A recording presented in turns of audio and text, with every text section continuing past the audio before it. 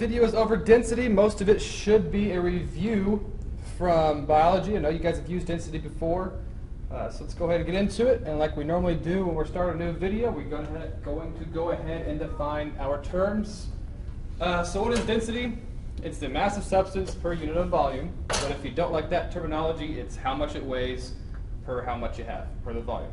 And you do need to know that it is an intensive physical property. That means it doesn't matter how much of the substance you have, the density is always the same. So what is the equation for density? Our symbol for density is a big D. It equals mass, which is abbreviated with an M, over volume, V.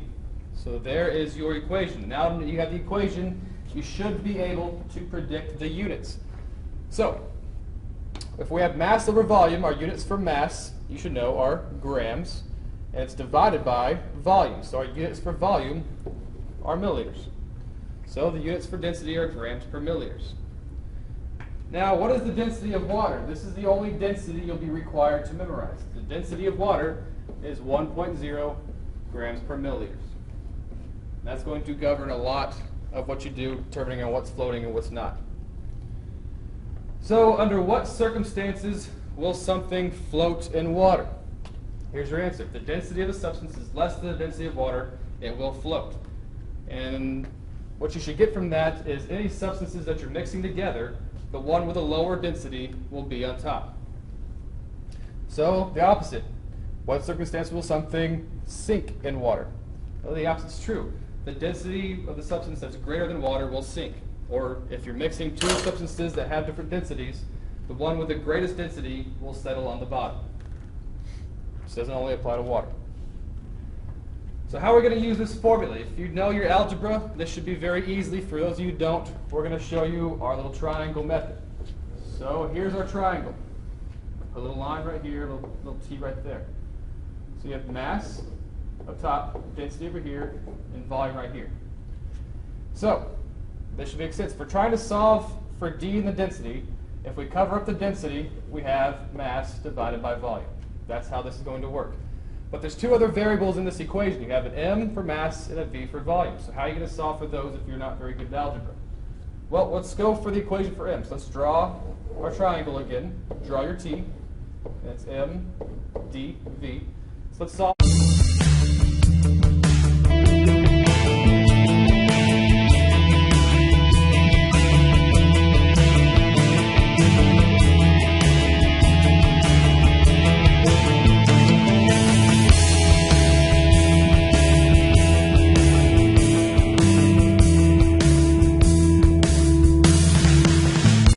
Equation for V, we can draw our triangle again.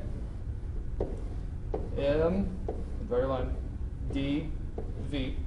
So now we're trying to solve for V. So we're going to cover up the V, and now we have mass divided by density. So V equals mass over density, or V equals mass divided by density. So that's how you're going to use this equation. If you know your algebra, don't worry about the triangle and just do your thing. Let's go through and work some problems. A certain solid has a volume of 35.7 cubic centimeters and a mass of 85 grams. What is its density? Well, you have a volume equals 35.7. Your mass equals 85 grams. So this one's pretty straightforward and simple. Density equals mass divided by volume. You plug that into your calculator, so it's going to be equals 85 grams over 35.7 cubic centimeters equals some big number. Don't forget your significant figures. You have an 85 that has 2 sig figs, and 35.7 that has 3 sig figs. So your answer should only have 2 significant figures. So I get 2.38, so it's going to be 2.4, and it's grams per milliliters. Okay. Let's do the next one. The density of gold is 19.3 grams per milliliter. So for that, we're going to need it. What is the volume of 200 grams of gold? So you have a density over on the left equals 19.3 grams per milliliters. Then you have a mass equals 200 grams. You got to solve for V. Oops, V equals question mark. Sorry. So if you got to solve for V, you can do your triangle. M on top, then to D, and V. You're trying to solve for V, so you cover it up, so there's your equation, mass over density. So V is going to equal mass over density. So we have a mass of 200 grams over a density of 19.3 grams per milliliters. This should work out good. Cancel those units. The G's go away. So you do 200 divided by 19.3. That gives you 10.36. But how many sig figs are we working with?